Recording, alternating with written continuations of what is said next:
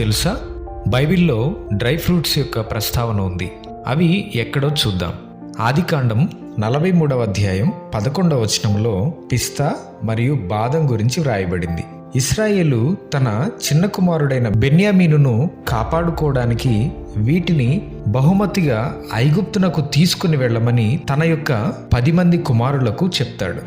అలాగే సంఖ్యాకాండం 17వ అధ్యాయం 8వ వచనంలో అహరోను కర్ర బాదము పండ్లు కాసినట్లుగా లిఖించబడింది. 1 సమూయేలు 25వ అధ్యాయం 18వ వచనంలో అబీగయలు దావీదుకు కానుకగా అంజూరపు పండ్లను తెచ్చింది.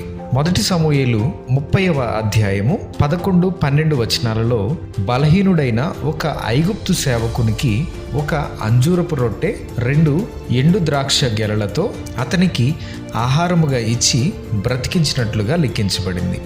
బైబిల్లో ఖర్జూర పండ్ల గురించి పేర్కొన్న